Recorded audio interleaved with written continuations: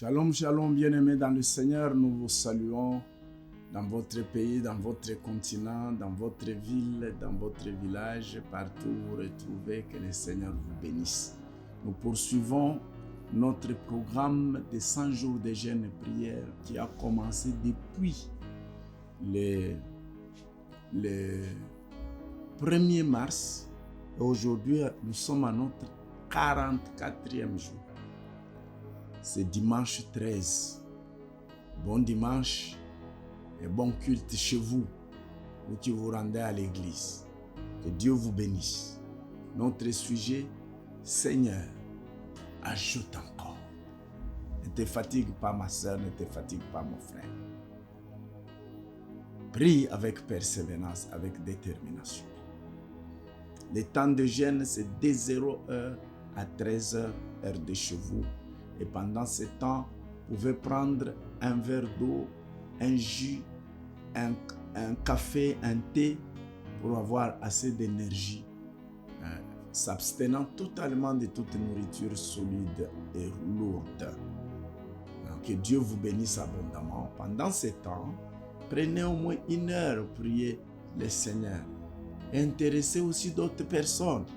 Que Dieu vous bénisse. Aujourd'hui, nous sommes dans Luc chapitre 1, verset 24 et le verset 25. Luc 1, 24 et 25. Et la Bible dit, quelque temps après, Élisabeth, sa femme, devint enceinte. La femme de Zacharie devint enceinte. Elle se cacha pendant 5 mois, disant, c'est la grâce que le Seigneur m'a faite quand il a jeté les yeux sur moi pour ôter mon opprobre parmi les hommes. Disons bien aimés, pendant que nous prions, nous devons avoir la foi en la grâce de Dieu. La grâce, c'est ce que j'aime avec la grâce, elle brise les critères. Nous avions parlé de la grâce la journée d'hier. Aujourd'hui, nous voyons encore la grâce. Nous ne méritons rien. Tout ce que vous pouvez envier sur cette terre, c'est Dieu qui leur a accordé la grâce. S'il y en a ceux qui forcent pour pactiser avec le diable, c'est à leur perte éternelle. Mais toute grâce excellente vient d'en haut. Alléluia. Élisabeth et son mari n'avaient point d'enfant en étant au service du Seigneur, craignant Dieu comme la Bible en témoigne, à partir du verset 5, dans le même chapitre.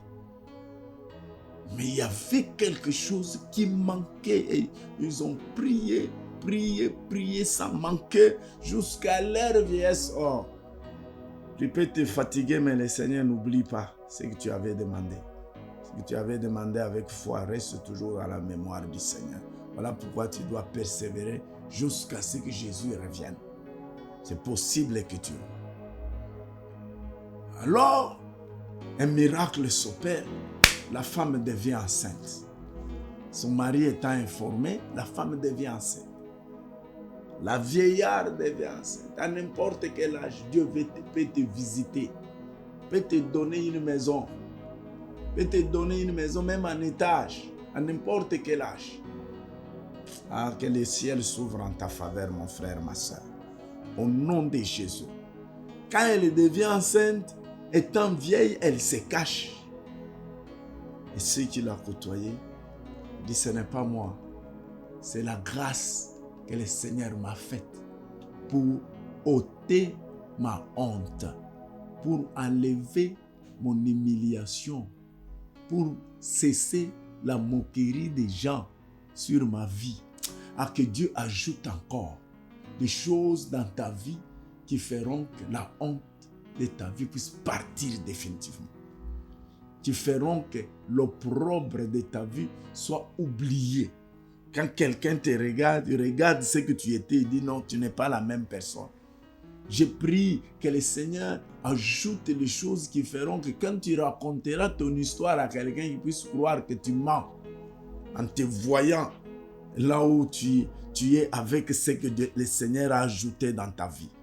Seigneur, par ta grâce, ajoute encore, enlève ma honte, enlève mon opprobre, enlève mon humiliation. Cette femme dit, quand la grâce vient, c'est pour enlever l'humiliation, la honte, l'opprobre. Que Dieu étende ta main aux États-Unis, en Afrique, en Europe, en Asie, en Océanie, partout où tu es. Que ta honte au milieu des autres soit ôtée. Que la dignité vienne, que le respect vienne, la considération vienne. Prie le Seigneur. C'est possible que Dieu te redonne encore la considération. Au nom puissant et merveilleux de Jésus, nous prions ensemble. Amen.